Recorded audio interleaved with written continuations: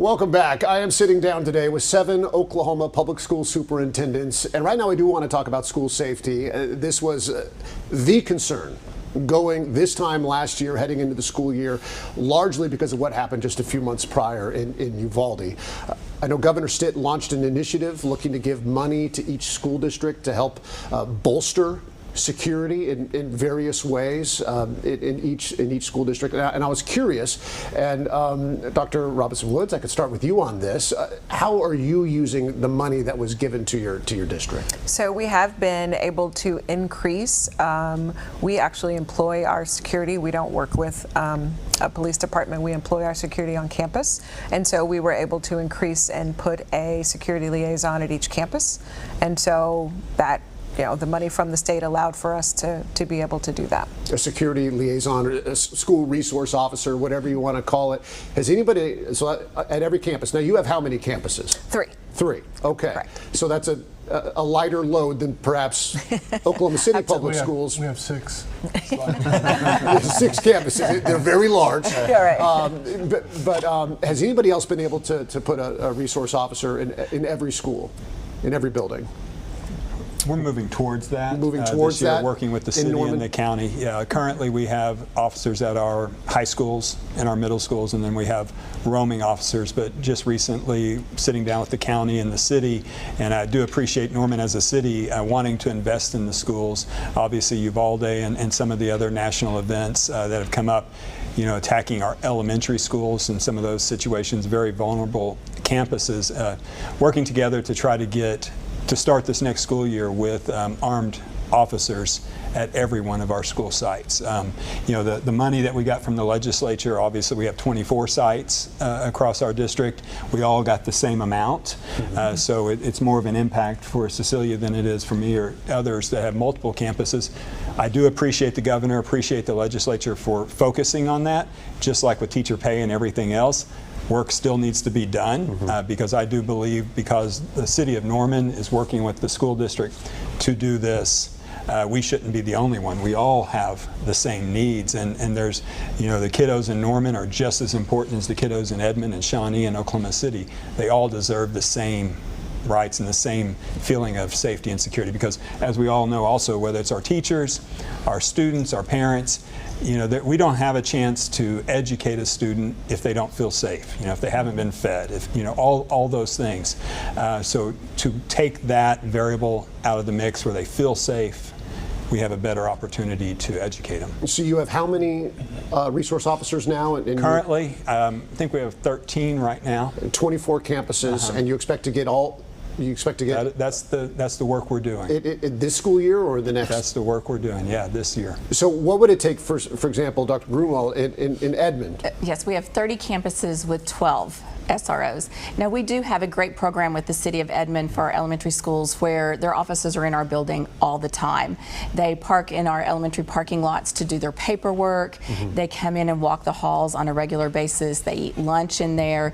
So there is a strong presence of Edmond City officers in our elementary schools, but there's not one that's assigned there all day long. Now, would they be able to do that in the schools that are within Edmond Public Schools, but in Oklahoma City city limits? Yeah, we work with the Sheriff's Department and contract with the Sheriff Department for that part of our district. What is the biggest challenge when it comes to getting, for example, a massively huge school district such as yours, Dr. McDaniel? What is the biggest challenge when it would come to putting a physical body inside every single one of your campuses? Well, I think one of the biggest challenges we have to consider just the monetary amount that we would spend. We would commit to that.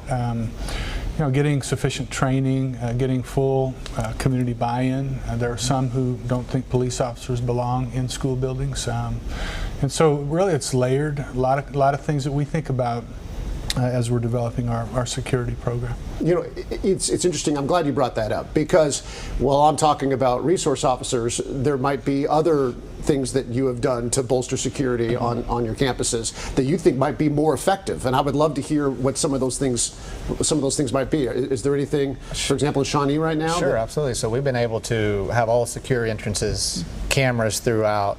We're looking at providing additional cameras with those funds. We're not really focused. We have a great partnership with our local police as well to really meet those needs. But you know, when I think of school security, our kids want to feel safe. And you know, for a recent event such as April 19th for us, it could take a different meaning as well, and not only be focused on something as tragic as, you know, an armed gunman or something like that, but how do we make them feel safe with secure buildings, and how do we make them feel safe with safe rooms and tornado shelters and those kind of things, because that is something that also parents want to ensure that we have in our campuses as well. Well, Shawnee is a great example of a safe room that actually got right. tested in real time. That's right. You could, I believe, it was large enough to fit your entire campus inside that building. Yeah, we're very School fortunate. was out when the tornado moved through, but the building next door, that gym next door, was leveled. We all saw it on the news. Sure. But that safe room, that tornado shelter. We walked through that safe room that night, right? So fortunately,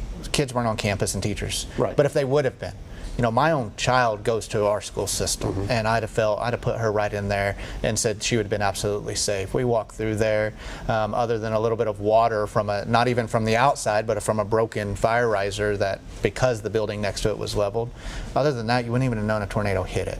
You know, we've had the ability to have research done on that safe room because it's one of the only safe rooms that's had a direct hit from a tornado. So, you know, the state engineer boards came out and examined that and said how well it was built, but how safe it was. And that's a reassurance to all of our parents that we have that in our school systems, to where it's not just about armed gunmen that come in our buildings, but it's how do we create a safe environment that wraps their arms around all students and staff.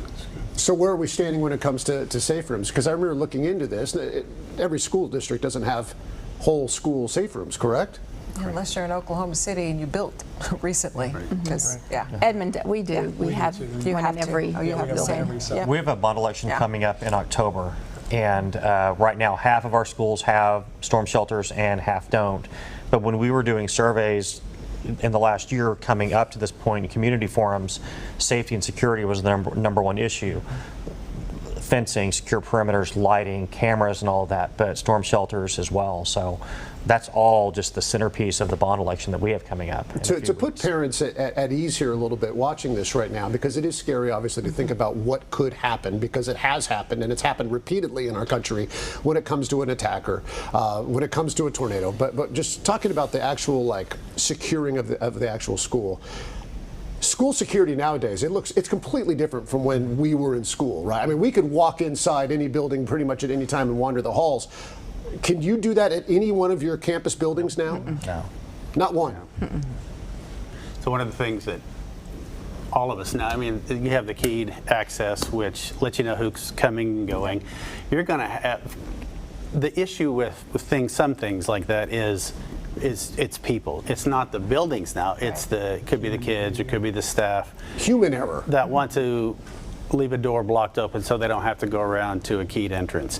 And we stress with our kids and really stress with our staff, you have to close the doors. Our doors are locked, they're secured, but if you're not mindful and you do something like that, that's a lot of it. I know that different districts, I mean, we've all tried to do the cameras and everything else. If you can prevent or slow down like 2 minutes, 3 minutes, something like that, with that initial effort to get in your building, that's the time it takes for a response. And that's usually where it falls down, is that somebody does something and somebody slips in. Whether it's just not thinking through, or a kid trying to block a door open for another student. That's a lot of the stuff's where it occurs. And I know the Kentucky was they went through a door. Yeah. And there's stuff that you can do for that. There's protective films and things that we've invested in over the summer, and I'm sure lots of others have, to slow it down so somebody can tell somebody. And man, the local police in all of our areas, if it's a school, good gosh, you better get out of the way, because they're coming. Yeah. Well, thank you very much. We're going to take one last break. Got a really interesting topic to talk about right after this.